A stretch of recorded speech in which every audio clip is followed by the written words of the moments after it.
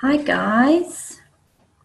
All right, we're just waiting on a few more minutes so we can get started.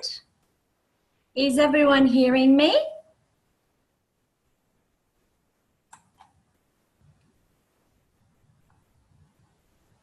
Cool. All right. Awesome. Awesome. Can everyone see me or can see my screen? Screen okay? Yeah?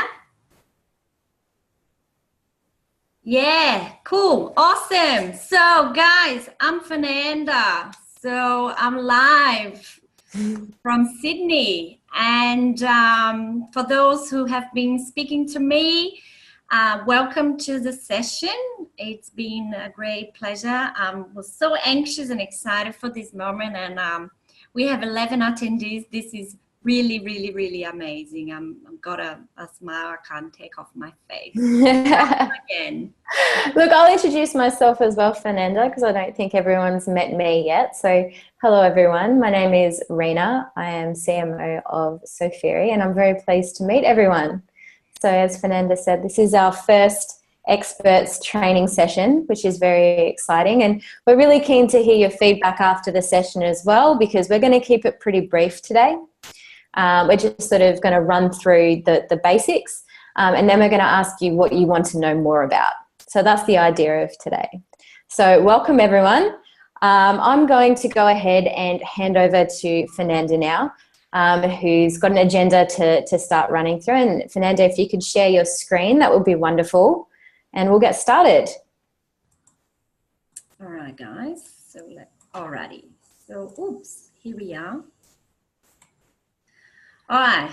So to start off, everybody's been asking, who is Sofiri? So a little bit about us. And so Sofiri is pretty much where education choices meet expert. So what do we mean by that? I've been talking to a lot of you, or maybe I have talked to most of you or all of you, and I've been explaining to you guys our concept and where the Sofiri come from. So our founder CEO, George Hernandez, he's been working for quite a bit of time in international education, and we met when we were working at Macquarie University. And George's always been very savvy and very unique in his approach in communicating, and he's always been very, very intelligent, a bit of a nerd, but in a very good way.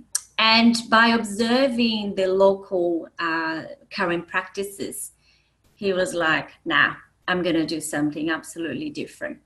So as you all may know, or may have heard, or may have seen, students are recruited through a lot of channels to come and study in Australia. And one of those channels is through the agent recruitment.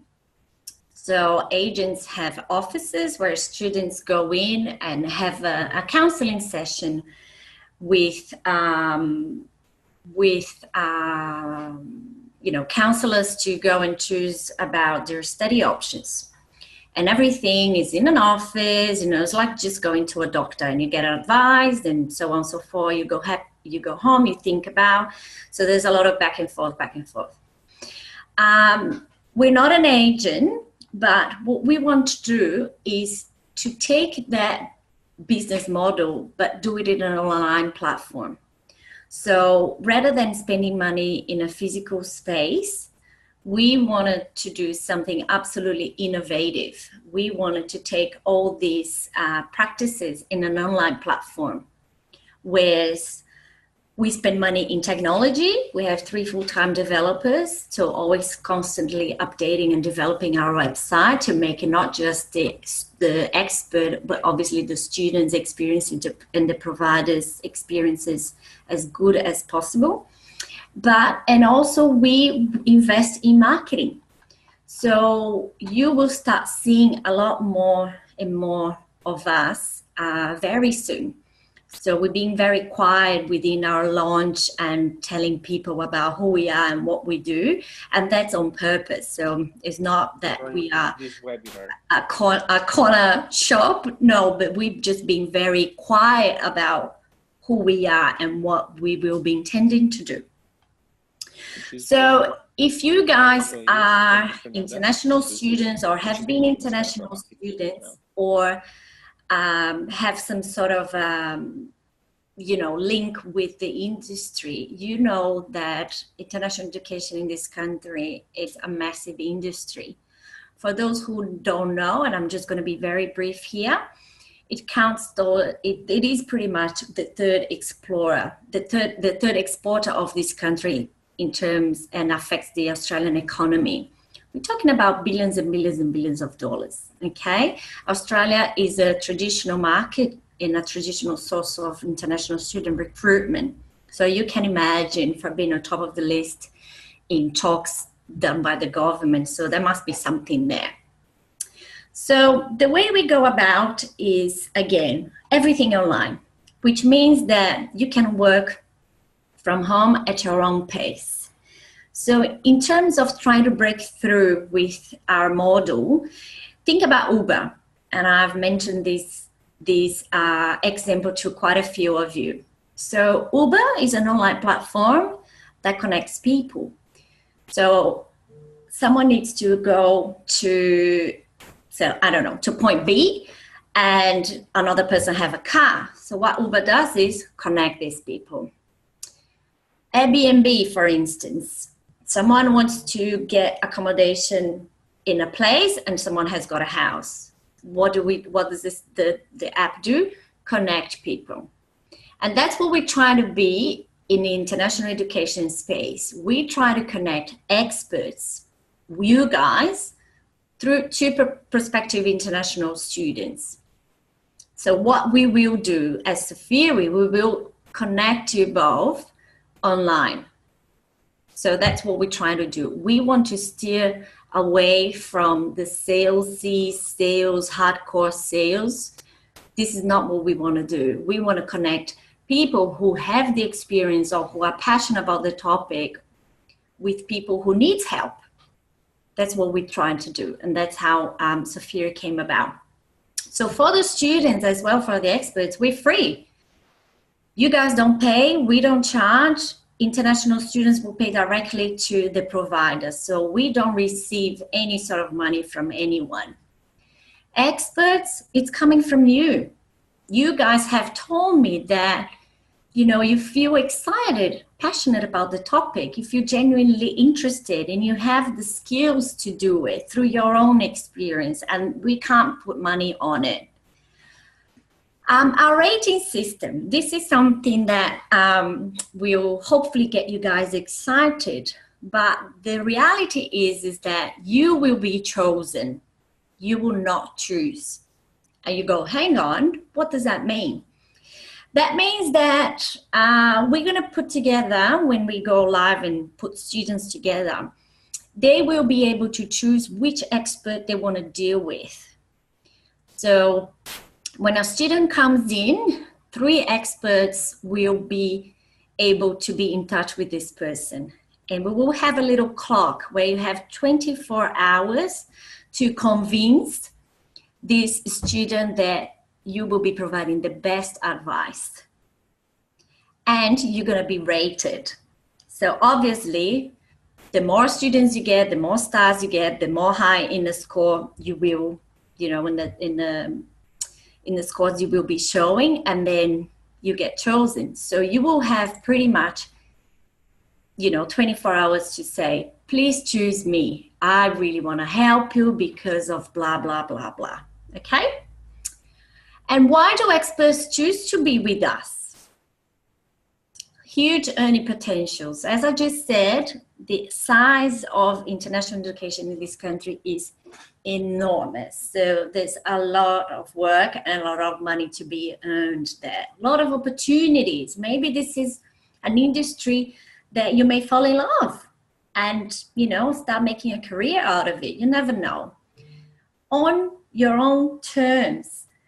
What like an Uber driver. They drive the car whenever you want, and you get paid for whatever the work you do. Building a reputation, you know, the work that you guys will do will make an impact in real people's lives, and you have no idea what that means. I can tell from my own experience being an international student here almost 15 years ago, and that wasn't such a help available in the market. I had to figure out a lot of things for myself. And most important, it's an online platform. We're cool. We're talking to young guys, you know, we're talking to millennials. Millennials want the answer right here, right now. And we will have the technology behind us that will help you with all of that.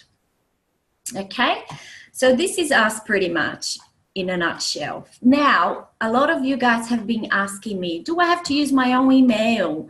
Do I have to, you know, talk to the student or meet with the student? No, everything will be done online. What's the point of being online? It's being remote and doing things from wherever you want, however you want. So for those guys who are attending, which are about 15, you have been approved. So you are now part of our team, and you will be having your own Sofiri email account. After the session, I'll be sending you those information, and we'll be setting up your own email account.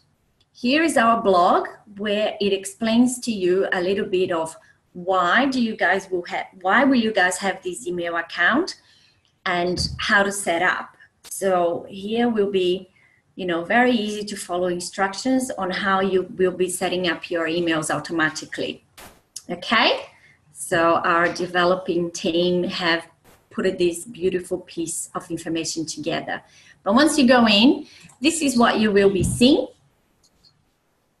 And then you will be putting your expert email address. We'll log in, and voila, you will be having your email.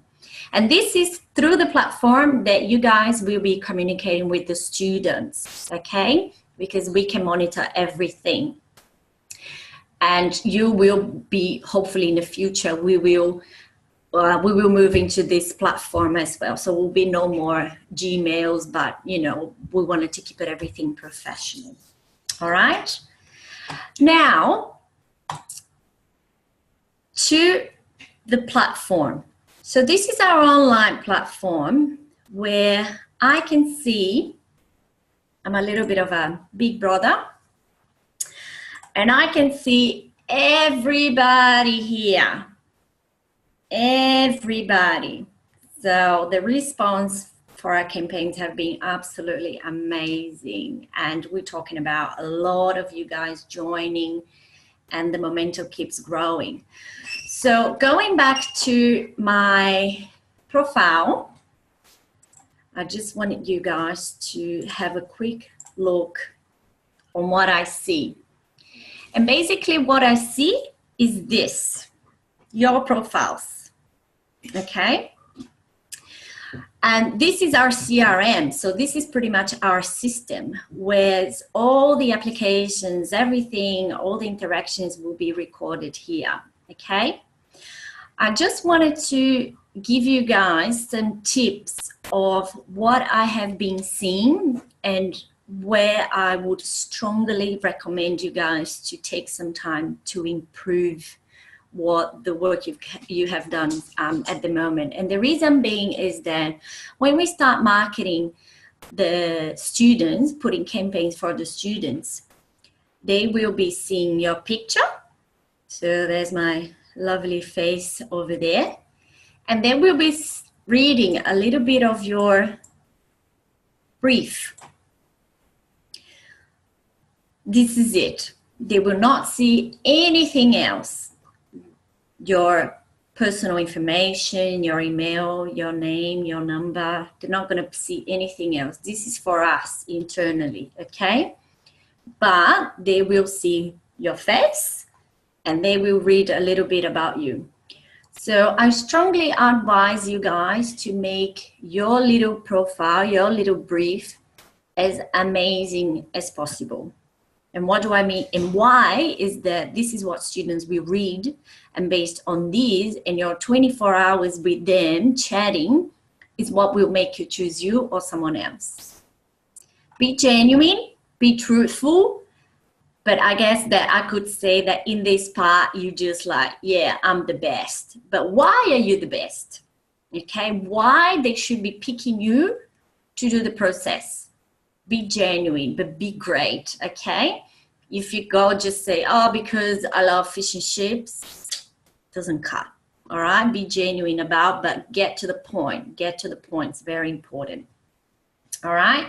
So the students, when they go into the system, they will be filling out something very important, which is very, very much like this, okay?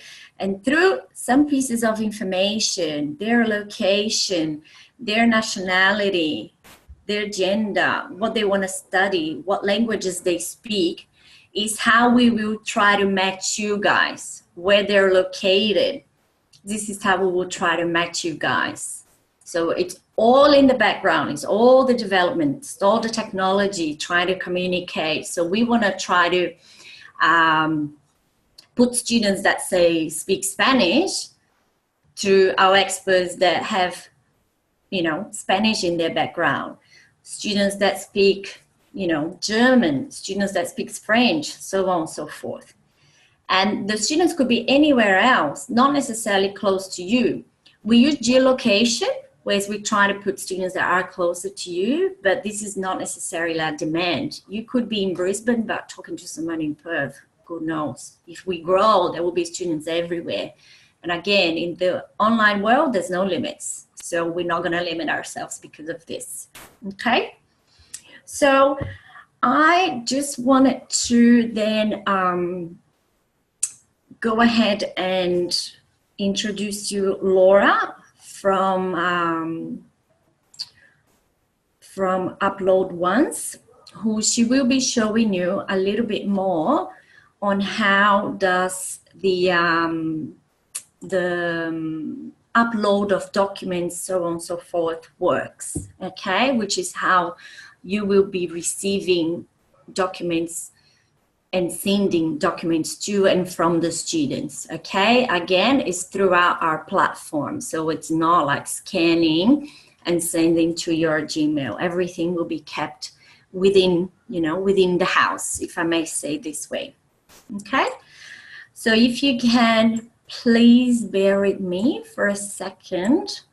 I'm just gonna try to get to Laura. Right, Laura, did you want to just go ahead and unmute yourself and share your screen? Share my screen.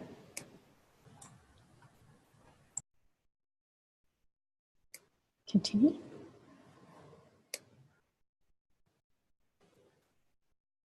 Oops. Share screen. Perfect. We can see your screen now. I can't. Sorry. No problem. Here we go. Oops. Present. That's it. Awesome. Perfect.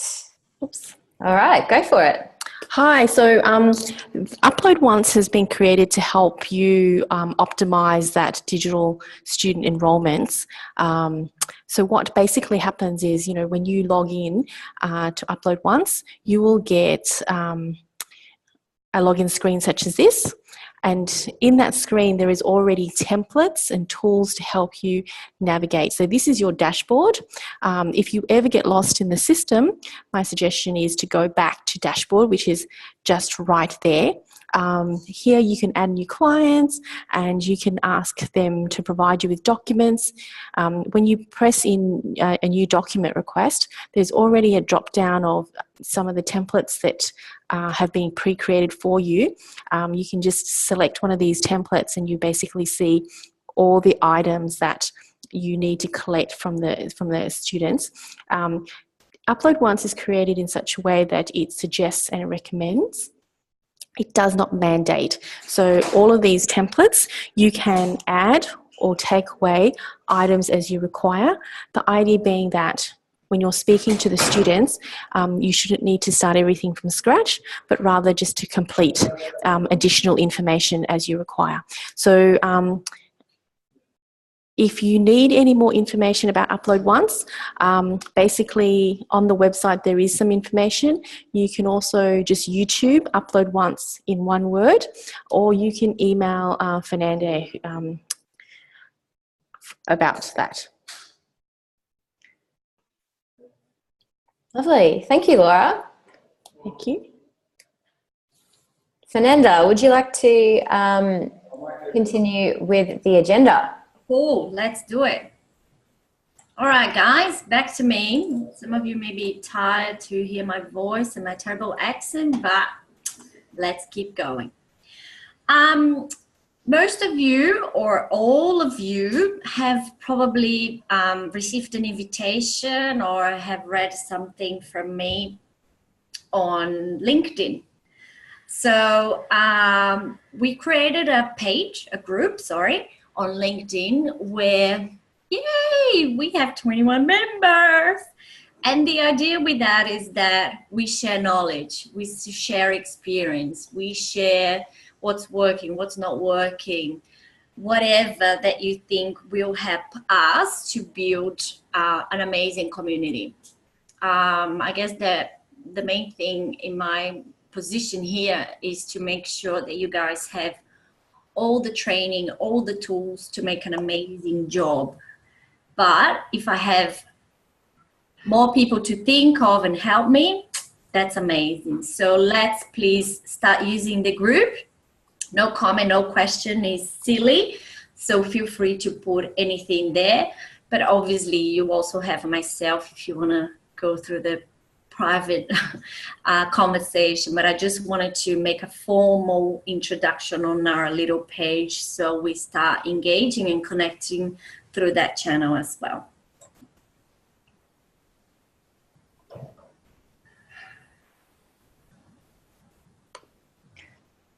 Lovely. Thank you, Fernanda.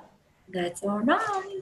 All right. Well, I'm going to go ahead and share my screen now myself. Because I'd like to chat with you about the big picture for a minute and to chat with you a bit about how you as an education expert fit into that.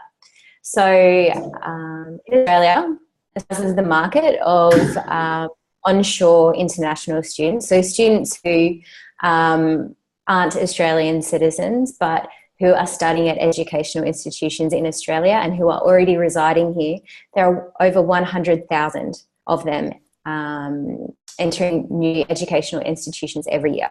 So the size of the market is really, really big, and there's a lot of opportunity there for Sofiri and for you as an education expert to help guide each student through that process. So what we have here is a student recruitment pipeline. Now, some of you might have seen this before, so sorry if we're repeating that, but I am going to go through it very briefly now, just to make sure that we're all on the same page in terms of the process. So that 100,000 students who come into new educational institutions in Australia every year and who are already based in Australia, they sit at the top of the pipeline here at Awareness. So what Sofiri is doing through all of our marketing campaigns is trying to capture the awareness of this specific target market there. And as they funnel through this pipeline, they come through to sign up, which is also the responsibility of the Sofiri marketing team, working behind the scenes and making sure our advertising campaigns are targeting the right people. Then as we funnel down through to engagement, this is where you as an education expert come in.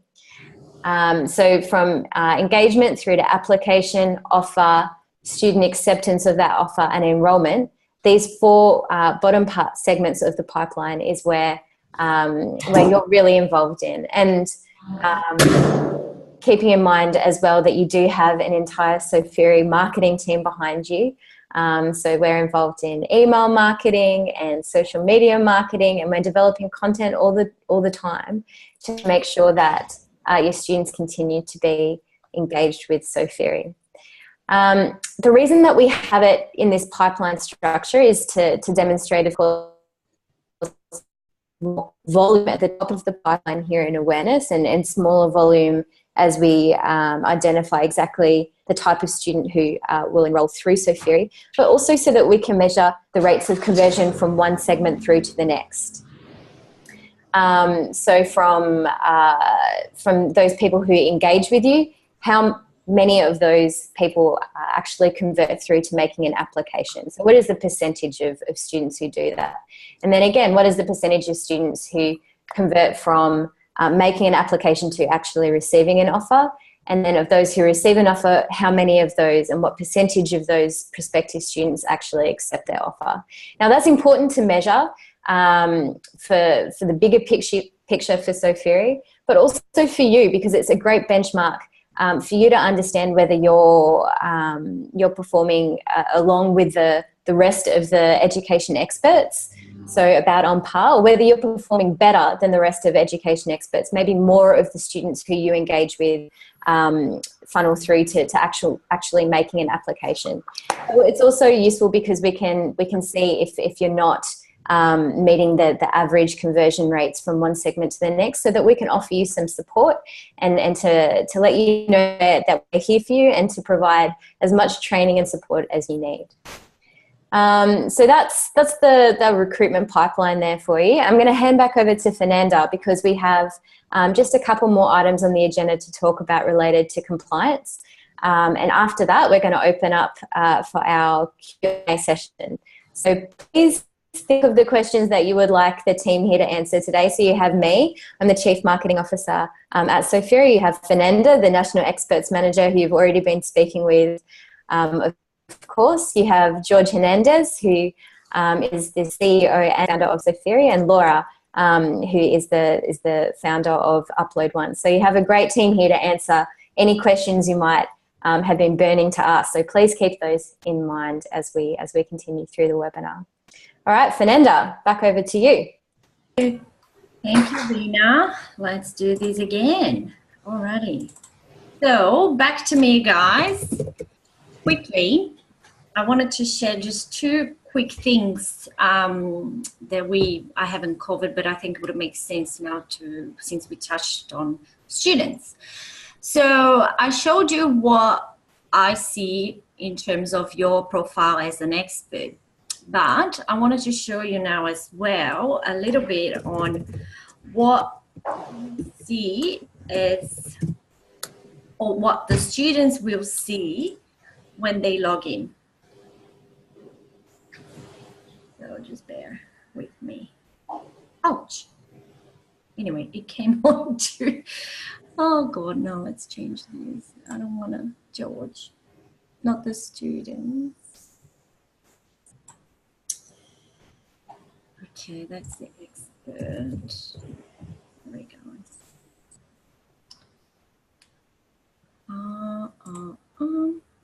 Sorry, I'll just try to connect again. Bear with me. I don't know. That is directing me to my other page. Anyway, I'll try one more time. If not, I'll cover that piece in another session. But basically, I wanted to share with you what the students will see when they go in, and which is quite interesting what they see over there. Let me try on another browser. Sorry guys, technology is not my forte, but I'm working with technology. Look at me. How crazy is that? Sorry, we don't want to see. All right, let me try, guys. If it doesn't work, we'll do this another time. All right, I don't want to keep you guys.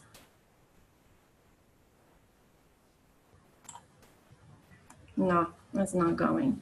Anyway, my apologies. I'll show you this at another moment. Anyway, so going back to the compliance piece. So as I mentioned before, and obviously you guys may have heard or seen if you're involved in the industry, there's a lot of opportunities amongst the industry, and with all of that, there's an amount of policies, standards, and crossing the T's and dotting the I's that you would expect, so everything, you know, flows harmoniously. So I just extracted here a little bit of information in terms of the main things that you should, in the best case scenario, you should read and should familiarize yourself. And this is to protect you, to protect the student, to protect Sofiri, okay? So there's a range of legislations and acronyms. You will never see so many acronyms in your life, but this industry is very famous for it. But it's all based and all coming from obviously the Australian government, which highlights the standards of and a lot of stuff that protects everybody, pretty much, your do's and don'ts. So I just wanted to quickly show you, and you can access all these in this directly in the source, but there's a whole range of practices and rules and regulations covering a whole range of topics that have to do with international education and international recruitment. So if we keep going, there's, you know, here hyperlinks where if you're a little bit bored during this public holiday, you can go on and have lots of fun reading the whole code. Again, if you are working in the industry, you're very familiar with it. But the things that you must know as an expert is that every international student studying in this country, by law, required by the Immigration Department, must have an overseas student health cover, which we call OSHC, another acronym for you. So here I'm explaining a little bit what is OSHC, what does it do, what does it don't, what the insurance cover, blah, blah, blah, blah, okay? And these are the current providers. We're not promoting any provider, but these are the only ones available in the country at the moment. There are exceptions to the rule. Australia have bilateral agreements with a few countries where they are not required OSHC for international students, in the case of Belgium, for instance. But, you know, again, if you would like some more information and really nail that piece, feel free to go onto the immigration website and look for OSHC. You will find a lot of information there, okay? Another piece of our compliance puzzle, it's visas. No one can be here without a visa. So again, I'm just highlighting the categories of visas, levels of study of visas that students can be applying for. And this is, again, just to briefly explain to you what are the levels that we as Sofiri will be focusing with the launch, you know, to start off. There is a whole range of all the courses that students can be doing, like exchange, study abroad, blah, blah, blah. But at the moment, we're just focusing on these ones, okay? And again, here's a little bit more information if you've never read, never seen anything about visas, all right? How much it costs a student visa. Look at these guys, so you can imagine how much the Immigration Department makes to issue every visa. In 2016, 200,000 visas were issued onshore. All right, do the maths. And Australia is the third exporter of this country. Do the maths. There's a lot of money to be earned, a lot of money to be made. Okay? And here, for those who wants to familiarize a little bit with the industry, we use a specific language within the industry, which you may have heard throughout your own personal experience, academic transcript, alumni, bachelor degree, so on and so forth. As we continue developing our work and our sessions, we will be adding more new jargons and acronyms and new words to our vocab. Okay, and before we go to the Q&A, I'm conscious about time. I just wanted to let you know that all of these blogs that I've showed you are available, readily available for everybody within our blog. So we're creating a blog where you can access all of this information and read at your own pace. Okay, this is where we will be keeping most of the information. We're not going to be doing manuals and so on and so forth, but instead we're going to be writing the content in the format of a blog. Okay, so I'm finishing off my piece here. I'll hand it back to Rena and off we go to the question answers. Sure thing. Thanks, Fernanda. We're still waiting on some questions. So please ask us any questions you might have about Sofiri, whether it's to do with any of the topics that we've run through very briefly today, or really anything else that you've had on your mind. Again, you've got myself, so I'm the marketing lead with Sofiri. You've got Fernanda, the National Experts Manager with Sofiri. We've also got George, who is the CEO and founder of Sofiri, and we've got Laura here as well, who is the founder of Upload Once. So we're in a very good position to answer any questions that you have at all about Sofiri. So please go ahead. Now that we have someone here with their hand raised in the chat room. So just keep in mind that you can ask us a question through the chat window or through the Q&A window. That's fine.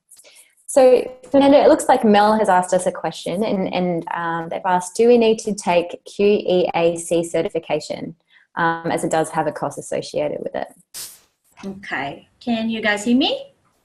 Yes. Yeah, okay. No, the quick answer is no, you don't have to take it. Most of you guys are already involved in education, which you should be familiarized. But Mel, I know that you're not, but you're quite keen to learn. Feel free to access. The course should be free. So I just wanted to make sure that you are accessing the right link. We can take this offline, and again, I can put it on the chat on the group on LinkedIn. The link, so you guys, those who want obviously to take the course, that you can go on and access at your own pace. Yeah, absolutely. Particularly if the course is free. Yeah. Yeah. Looks like Orion has asked how do they certify documents given that they don't have in-person contact? Okay, that's a very good question and very important. Again, we need to obey by rules and regulations and so on and so forth. So the institutions themselves, they have mechanisms to certify if a document is genuine or not. I can tell you that from my own experience. I worked for nearly 5 years at the admissions team, international admissions team at Macquarie University, where I was, looking all those documents and making sure that they were legit. So obviously here we try to be transparent, and again, we always have to protect ourselves and protect the students and Sofiri. It's like the ad from immigration, from the security. If you see something, say something. So if you see that an IELTS test looks a bit, doesn't look right, let your gut feelings talk and contact me immediately. We have our own mechanisms to make sure that, we've been obeying by the rules, basically.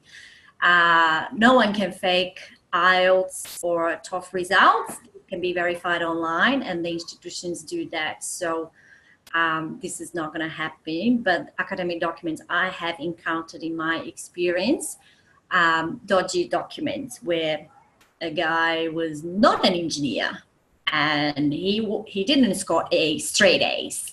So the institutions know very well how that works, but again, it's our job to ensure that everything is legit. Thanks. Look, Carly has a question. Carly has asked, if we get a potential student, will we lodge their study or course application via study link, or each individual provider's online application form, or paper forms? I think that's a very good question. Oh, look at you, Carly. Well done. She definitely knows her game. Look, for those who are not familiar, StudyLink is a platform, again, online. Here we go with the online world again, that you lodge documents online. So there's quite a lot of institutions that have joined StudyLink, and we are in the process as we are partnering up with institutions. We are going to see who uses StudyLink and who doesn't, and then we're going to go from there. This is the case where not one rule fits all. But should an institution uses StudyLink, this will definitely be in our materials and will definitely be communicated to you guys through the right channels. Yeah, absolutely. Go ahead, George. Can you guys hear me? We can, yes. Can you see me? Yes, awesome. So just to add up to what Fernanda was saying just now, and I think also to address one of the questions that was there about from Jaja about where are the list of providers that we're working with. In your interfaces, in the dashboard, in the home page, in the home tab, basically you have different tabs there. There's one about news, and there's another one about providers where you will see who are the providers we work with. So if, for instance, you click on that one and you filter by higher education, you will find in the list, at the top of the list, say University of Tasmania, who uses a StudyLink. And then we will provide, of course, a StudyLink access to that one. But then second in that list is the University of Southern Queensland, who use their own application system called Omega, for which, again, in that tab, you'll find the login details. So every single provider has a different one. And while we continue to build the network of education providers to work directly, we are already giving yourselves access to more than 25 institutions in Australia to work with. And what's probably easier at this stage is the fact that you don't even need to lodge the application for those providers. For those ones, you do through Upload Once, collect all the information for the application, but then it'll be assessed by, say, Fernanda and Fernanda's team to make sure that it's all okay before we actually send it across to a partner of us that will actually process the application. So as we, again, continue to set up more and more agreements with more providers, then we'll be in the position to then have access directly to the application systems. But so far, we have something like 10 providers that we have direct access, and again, another 20 different ones that at the moment we just need to collect the data for the application. Yeah, so I think what's key there is that we do that not one rule fits all, and that you don't need to know all of the different nuances in that yet, because we are going to have more training sessions on it. So please don't feel overwhelmed about that yet, because we will make sure that you feel comfortable with it before we start moving forward. All right, Fernanda, we have another question here for you. And I think that is important just to again to highlight that you're saying, Rina. We are using this today's opportunity to talk to you guys in mass as our first chance to be able to tell you a story, again, of recapping of who Sofiri is and what we have to offer. But the idea going forward is to be able to offer you continuous knowledge and training to be able to do the role of an education expert and fill the gap. Some of you guys already know these things, and some of you guys may know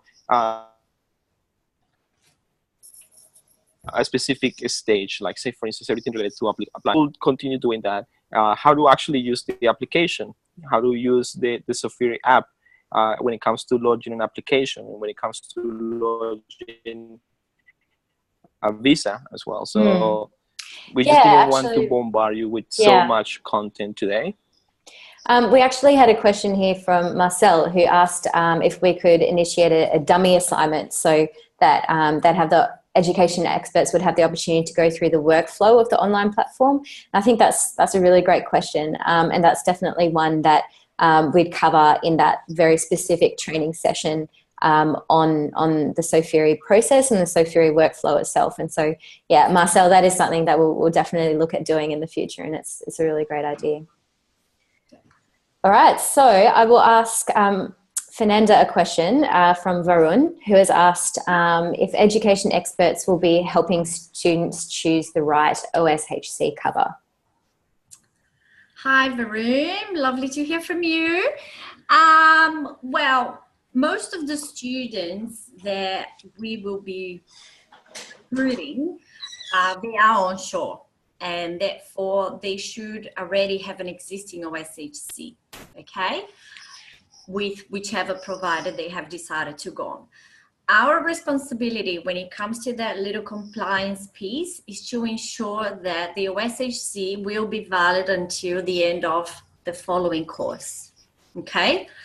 That's your responsibility, because immigration needs to have that tick in order to issue you a document called confirmation of enrollment to then be able to approve the extension of the visa, okay?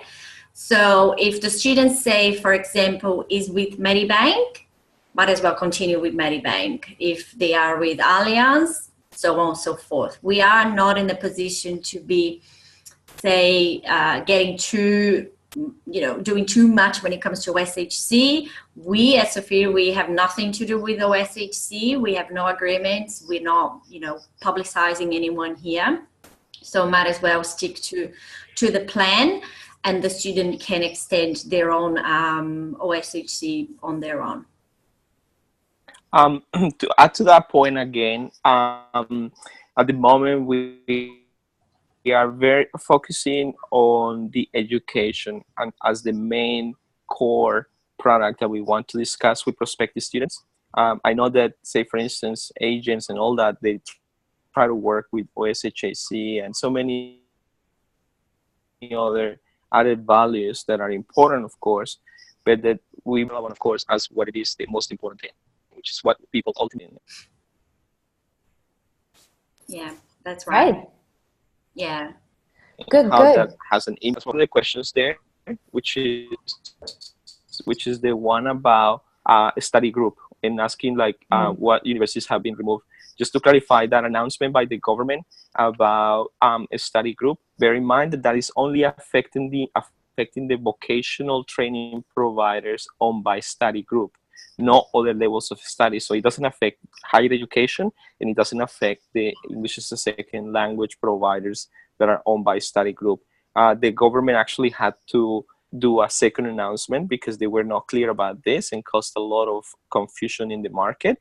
Because I'm not sure if you know, but a study group owns some of the providers that are pathways to big universities like University of Sydney.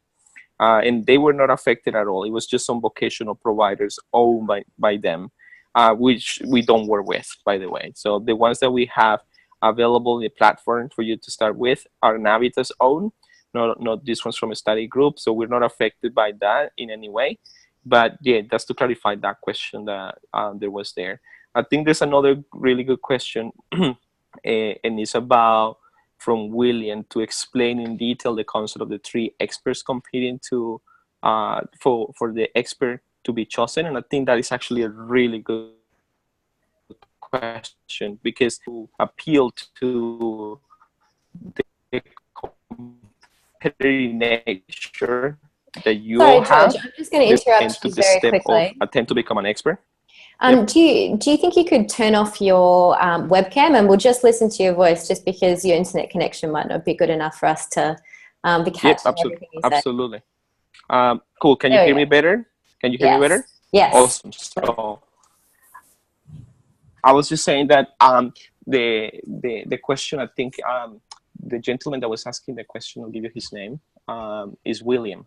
So William is asking to please explain in detail the concept of the three experts competing to each other, convince the student for them to be chosen. And again, this appeals to two things: the competitiveness that we believe you all have, and the search for quality when it comes to the students, the prospective students, finding the right expert. So as a student joins the application, they will have the chance to talk to up to 3 experts via the chat available there. for a period of 24 hours. And it's in the best interest, in your best interest as an expert, to try to service the student as soon as possible. Because the student has the option of choosing ultimately one of you guys to be the defined expert. So it's an opportunity to sell yourself and say, why is it that the student should be choosing you? And this is, again, to make sure that we provide high quality services, that you guys are also engaged in the application, and that you want to jump to the idea of a student needing help that you can assist. So that's what it is. That's what it means, that the students can actually chat with 3 people in the point of them choosing just one of you. So that was the question. Great. Thanks, George. All right. So we also have a question here from Jaya, who has asked if education experts should have a live demo training face-to-face to learn how to engage and enroll students looking for an educational provider. So that's an interesting question, and perhaps one that George will be able to answer as well, because a lot of the training that we're looking at delivering will be online rather than face-to-face at this stage. Did you have any comment on that, George? Yeah, absolutely. Well, you see, I'm face-to-face right now with you guys, and I know that I'm in New Zealand in the middle of nowhere, and part of the reason why the internet connection is so poor at the moment with you guys. But when I'm back in Australia, the idea is basically that all these face-to-face via Zoom or Skype we can have, where there will be closer look to the process and all the training necessary. You see, the role of Fernanda there is to support you on every question you may have. That if you need to have a chat with her and be on the computer for an hour talking face-to-face about the process and answering questions you may have, that you can organize and schedule that time so that they can actually clarify any doubts you may have. Look, if it just so happens that we are in the same city, we can organize definitely now a face-to-face, real human-to-human conversation and meeting. We're based in Sydney, but from time to time, because of our work, we will be traveling to different cities in Australia, and I'll be more than sure to announce whenever I'm in a city to definitely arrange for a time to meet face-to-face for sure. Thanks. Look, William has also asked how many training sessions like this one will we be having, and are they all compulsory? We will have more, William. We want to make sure that you get to a base foundation of knowledge so that you can actually start doing your job. I think there's another one big important coming up, which is how to actually use the application. And it's exactly what was being said before, which is to potentially have a dummy test done so that you can actually go through the process. We want to show you that, but the feedback we're getting is potentially just triggering one dummy real one that goes through the process of chatting with you, and then you can see that yourself on your end as well, not just by us. Bear in mind that all of this is recorded, and what it means is that you have the flexibility of not attending this, and then be able to actually watch the video later. But so then what you miss out on, and disadvantages, right? Correct, but you miss out on one thing, and it's actually the ability to ask some real-time questions.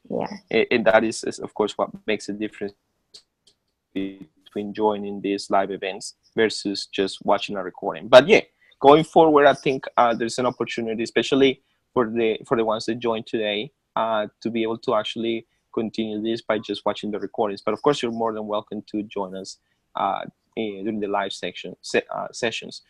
We also chose, for instance, this session to be at 5:30 p.m. Australia Eastern Daylight Time, given that most of you guys may actually have a day job somewhere else, and that we're doing this after hours. And we did that on purpose because of that reason. But it may be that it's actually not the best time of the day for everyone. But nonetheless, if again these sessions happen, you can also just watch the recording.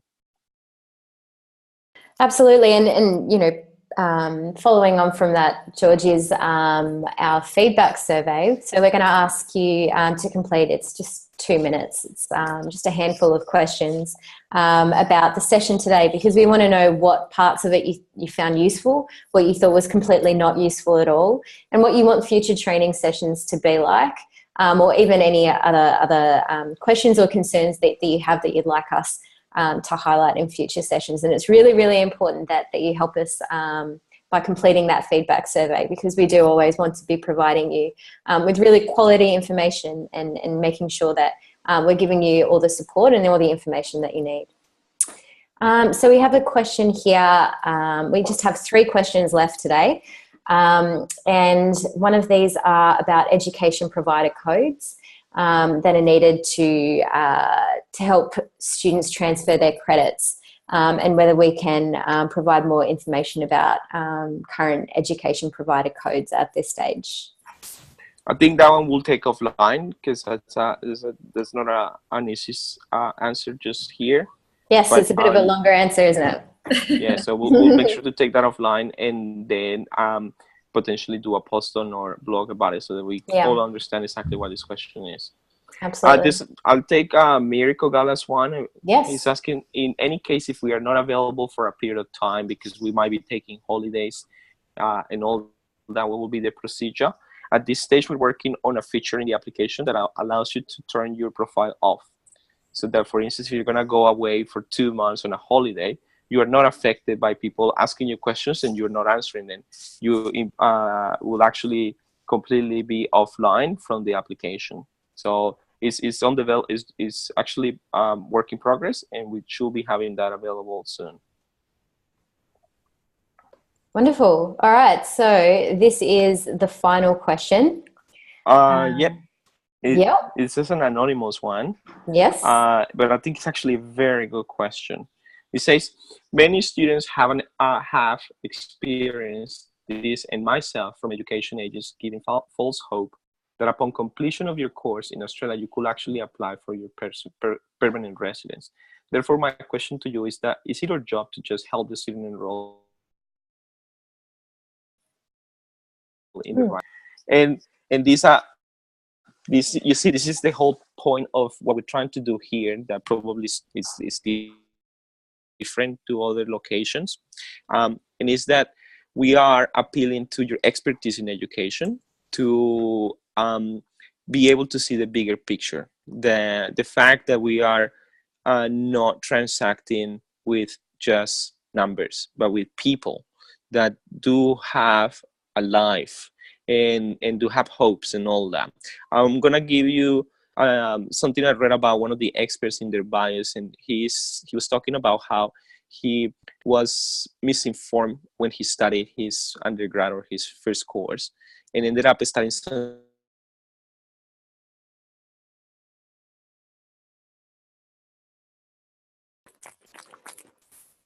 that he didn't actually expert, that he never can. You yes? Yes, unfortunately, you are going in and out of internet connection. So I'm a bit worried that we're not going to hear your whole story. You might have to in your email the whole story, because we really want to hear it.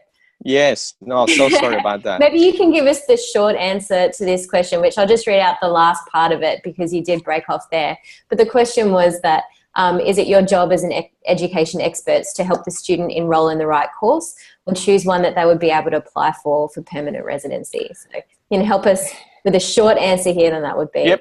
Yeah, absolutely. So the priority will be for the right course. That'll be definitely the priority, number one.